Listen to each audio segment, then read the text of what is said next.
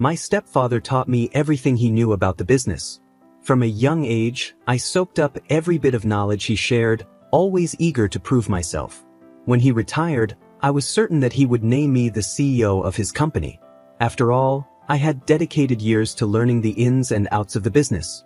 But when the time came, he didn't choose me. Instead, he made my brother, who spends most of his time partying and traveling with his friends, the CEO. My brother knows nothing about running a business, and this decision left me completely blindsided. To make matters worse, my family has turned their backs on me. All because I dared to follow my dream of becoming a CEO. They now see me as the black sheep, accusing me of sabotaging my stepfather's company. My grandparents, on my father's side, even went as far as removing me from their will. The only way they'll consider welcoming me back into the family is if I stop trying to take clients away from my stepbrother. But things weren't always this way. Just a year ago, I believed that I would inherit my stepfather's talent management company. I had worked so hard my entire life, hoping to make him proud and continue his legacy. However, it seems that in the end, blood truly is thicker than water. I'm a 30-year-old man who has been working for my stepfather since I was 18.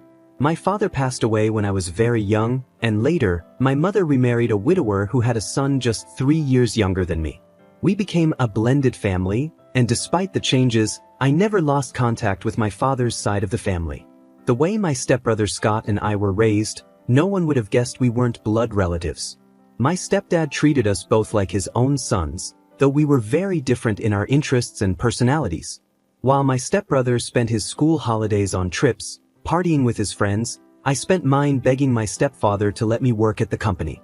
He eventually gave in, allowing me to do small tasks like answering phones, bringing coffee, and running errands while I was still in high school. My mom was incredibly proud of me for taking an interest in the business and working so hard. During college, I continued to work for my stepfather part-time, in the field I was studying. I always turned to him for advice whenever I faced challenges, and he was there to help me every step of the way. The money I earned usually went into savings, as my mom and stepfather were already covering my tuition.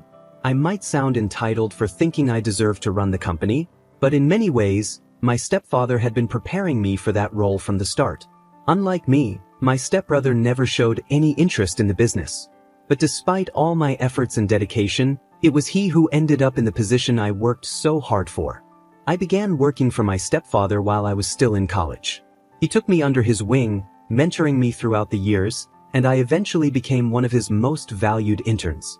When I finished my degree, I had a variety of job offers from different companies, all eager to hire me. But despite these tempting offers, I chose to stay with the family business. I couldn't bring myself to leave behind everything I had worked for and the people I cared about for a more comfortable job elsewhere. In hindsight, I should have taken the best offer and walked away because what I ended up doing was setting myself up for disappointment. I had accumulated years of experience in the business, and my job prospects were excellent. My stepfather made me an offer with benefits and promised me that I had a bright future at the agency. As I continued to work there, I was entrusted with larger and more significant projects. At first, my fellow employees didn't take me seriously, but through sheer hard work, I earned their respect and trust. Everyone in the company knew that I was his son and his right-hand man. The business became my entire life. I had little time for anything else. Over the past 5 years, I poured my heart and soul into the company. I started from the bottom, and my stepfather was always fair, ensuring that I genuinely earned every promotion I received. As my position within the company grew, he began to seek my advice on business matters. Before long, I knew all of the company's trade secrets, every single client, and even our competitors. I was a key player in closing deals, and I quickly became one of the top managers in just 5 years. Then, my stepfather announced his retirement, which meant that the position of CEO would soon be available. Everyone, including my mother, believed that I would be the one to take on this role, given the success I had brought to the company. I was ready for the opportunity. My stepfather had even hinted that I was moving up in the company for quite some time. But when the moment came, he shocked everyone by naming my stepbrother as the new CEO candidate. I felt utterly betrayed, as did many others who had witnessed the hard work I had put in. My stepfather claimed that my stepbrother had the potential to lead the company forward and mentioned that he had been mentoring him for the past 7 months. The reality, however, was that my stepbrother had been working overseas for different companies, none of which were in the same field as ours. Even if he had been taught everything there was to know about our business in that short time, he was still far from qualified to take on the role. I pulled my stepfather aside one day and asked him directly why he had chosen Scott over me for the CEO position. I had to know the reason behind his decision, especially after all the hard work I had put into the company. He looked at me and said that while I was a good employee, I still had a lot to learn before I could become a leader. His words stung, so I asked him if his decision had anything to do with the fact that Scott was his biological son, and I wasn't. That question seemed to set him off. He got angry and started questioning whether he had ever treated me like I wasn't his son. He essentially told me to grow up and stop acting like he owed me anything. The conversation left me feeling empty, like I had been wronged in a major way. Even some of the other employees believed that my stepfather had made the wrong choice. If I were just another employee who had worked at the company for years, I might have accepted it, but it felt completely unfair that the rest of us had to start from the bottom while Scott was handed everything on a silver or rather, gold platter. I couldn't wrap my head around it. I had done everything right. I brought in the best clients, sacrificed my social life, and even gave up holidays just to be mentored by him.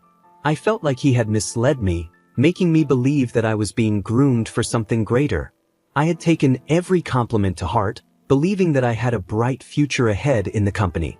But in my mind, that future was supposed to be at the top, not working under someone with zero experience. As the reality of the situation sank in, I saw things for what they truly were. He had lied to me, creating the perfect employee who would never leave the company. For a man who prided himself on his ethics, it became clear to me that he had none. He had practiced blatant nepotism, appointing my stepbrother as CEO the moment the opportunity arose. Right after the news broke, I called my mom to tell her what had happened. I was hurt and needed her support. But instead of the empathy I was hoping for, she told me that it wasn't the end of the world and that other opportunities would come my way. She even asked me to support Scott and help ensure his transition into the company was smooth. Her response left me with a sinking feeling that she had known all along about the plan to leave me out in the cold. In that moment, I wanted to quit on the spot. I was bitter and felt robbed of what I believed was rightfully mine. But I knew I had to be smart about it. I wanted my departure to leave a mark, to make them feel the loss. So I stayed. I watched as my stepbrother stumbled through his new role, making a mess of the company. I bided my time, waiting for the right moment to make my exit, one that would hurt them the way they had hurt me. I tried to give my stepbrother advice whenever I saw him heading in the wrong direction, but he always reminded me that I was in a lower position. Word spread quickly among the employees, and most of them were already unhappy with how he was treating them. During this time, I was quietly making plans to start my own company, even as I began to steal clients right from under their noses. My stepfather was hardly ever in the office, and my stepbrother struggled with even the simplest tasks. They didn't notice how bad things were because I was constantly picking up the slack for him. Despite my anger, that company meant a lot to me, which is why I wanted it all.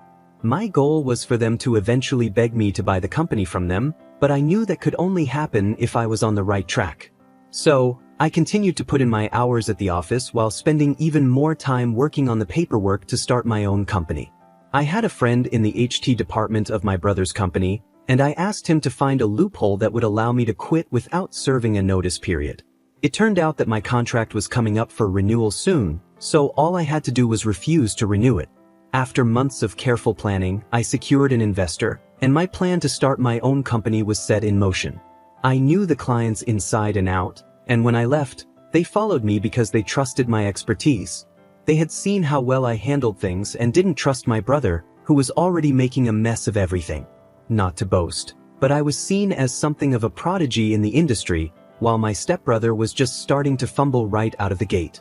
The day I handed in my resignation, my contract had just expired, and coincidentally, my stepfather was in the office to check on the company.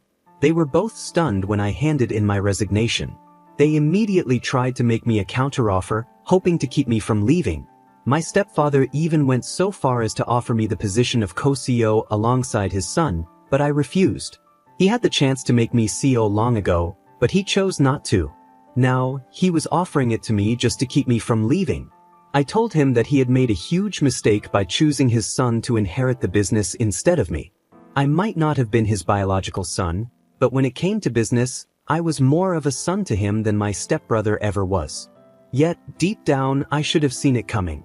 The signs were there from the beginning, even if they were subtle at first. There was always a distinction between me and Scott, little things that hinted at a difference in how we were treated. While I worked tirelessly, often putting in 98-hour weeks, my stepbrother was given an allowance and bounced from one job to another, only to fail and eventually be handed the CEO position. Even my mom and grandparents tried to convince me that staying in the family business was the best choice for me. But I told them it wasn't worth the mistreatment and disrespect I felt from being led on by my stepfather. I couldn't understand why my mom and granddad kept pretending that we were this picture-perfect family when, in reality, we weren't all blood-related. My mom had chosen my stepdad and my stepbrother over me, and they all assumed I would fail if I left. My stepfather even told me that I was no longer his son and that I would never make it without his connections. He accused me of the worst kind of betrayal for deciding to start my own company. Hearing those words hurt deeply, but I had felt the tension building for a long time, ever since he appointed Scott as CEO. My whole family decided to cut ties with me. Thankfully, I was already living on my own, so at least I didn't have to worry about moving out. But I knew I had to prove to them and to myself that I could succeed on my own. I started my business small, with just me and an assistant whom I paid with most of my profits. But my years of experience in the industry paid off, and I slowly began to expand my business. There were moments when I thought I might fail, times when I felt completely overwhelmed. I had no one to turn to for support or advice. Everyone I knew was connected to my stepfather. Scott even offered to take me back into the company multiple times, but I knew he just wanted me to help save the sinking ship. There was no way I could return after my stepfather had disowned me. Gradually, I gained more clients, and some of their clients left Scott's company to sign contracts with me. One day, I was struggling to pay the electricity bill at my office, and the next, I was receiving contract offers from all directions. My hard work was finally starting to pay off, and I knew I was on the right path. After all those years of hard work and preparation, I was finally doing what I had trained for, becoming a true leader. My company grew rapidly, expanding from a small office to an entire building in just a few months. The business media took notice, covering my incredible growth, and I was even named one of the top entrepreneurs of the year. As my company continued to expand, I hired more employees, and some of my former colleagues returned, seeking jobs with me. Meanwhile, it became clear that my stepbrother was running our family's company into the ground. Employees were going unpaid, yet he was overworking them while carelessly spending company funds. He struggled to grasp even the basics of running the business. His clients were neglected, and he employed poor business strategies that only made things worse. I wasn't sure if my stepfather was trying to help him, but if he was, it wasn't making any difference. I was living on my own by this time, having cut off communication with my family.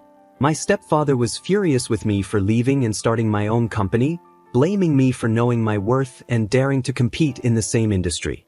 Despite being retired, he still held significant influence in the industry and tried to sabotage me by spreading negative rumors. But I decided to ignore the drama and focus all my energy on my company. By the end of the year, my hard work paid off, and I received a small award for the upcoming Businessman of the Year. My company was now generating millions in revenue, all thanks to the risks I had taken. It was a proud moment, knowing that I had built something successful on my own terms. Recently, my grandparents from my father's side reached out to me. They live out of town and weren't fully aware of the situation. It seemed that my stepfather had given them his version of events, likely skewed to make himself feel better. When we met, they asked why I was ruining the family company instead of helping it. I explained the situation with the CEO position and how things had unfolded, but they dismissed my concerns, saying I was just being petty. They then gave me an ultimatum, as if I owed them an answer. They told me that if I let go of my business and returned to work for my stepbrother's company, they wouldn't disown me as well. I stood my ground and told them I would never give up being my own boss or stop pursuing my clients, even if it meant further estranging myself from the family. I knew I had made the right choice, and I wasn't going to let anyone take that away from me. I swore that I would make them regret the way they treated me, and I could already sense their rejection. When I refused to cooperate with their demands, they informed me that I was being removed from their will. Their estate is worth millions, and inheriting that money would have set me up for life. But I knew that no amount of money was worth sacrificing my own happiness. I told them they could keep their money because I didn't need it. If my business continued on the path it was on, I would keep swimming in cash. Even if I were only making a modest income, I would rather earn it through my own hard work than rely on their inheritance. I do what I do because I love it, and my passion for the business is what drives me every day. The money is just a bonus. Since that conversation, I've noticed that they, too, have joined the rest of the family in cutting me off. They've blocked me, but I don't care what they think or say about me. I am independent and successful because of my own sacrifices. Nothing was handed to me. I had to prove myself every step of the way, and I will continue to do so. In my opinion, starting my own company was the right decision, and the fact that my stepbrother's company is now at risk of failing is not my fault. They all made their choices, and now they have to live with the consequences. I know that my success bothers them, and I'm happy about that because it's the best kind of revenge. I've moved on with my life, and this is the last time I will ever talk or think about them. As for the story, I completely agree with the original poster, OP. OP deserved to be the CEO, and I don't blame him at all for the path he chose. He started his own business, and now his father and stepbrother are upset, but they brought this on themselves. What do you think? Was OP right to go his own way, or should he have stayed with his family and waited for the CEO position after his brother inevitably failed? Share your thoughts in the comments below. Story 2. Over the weekend, I, a 25-year-old woman, went to a dinner with some of my dad's relatives. We don't see these relatives very often, so it was one of those rare family gatherings. My dad has never gotten along well with his brother, my uncle, and honestly, I haven't either. My uncle is rude, talks down to people, and we just don't agree on many things. Usually, I try to keep my distance and ignore him when I can. But at this dinner, my uncle decided to ask me about the car I drove up in and about my new job. I started working about a year ago after graduating from college, and I've been working hard to build my career. I'm a software engineer, and I'm proud of the work I do. It's a field that requires a lot of skill and dedication, and I've put in the time and effort to be successful. With the money I've earned, I recently bought my dream car, something I've always wanted. So, when my uncle, in his usual condescending tone, asked me, "Hey, how much are they paying you anyway?" I knew he wasn't asking out of genuine curiosity. It was more like he was setting me up to make me feel bad. I didn't want to play along with whatever game he was trying to start, so instead of giving a vague answer like, "Oh, enough," I decided to be straightforward. I told him exactly how much I make. Apparently, that wasn't the answer he was expecting. He started going off on a rant about how number 25-year-old should be making that kind of money and how stupid my company must be for paying me that much. I was shocked by how upset he got, but I didn't back down. I told him that I deserve every penny I make because I work hard, and not just anyone can do what I do.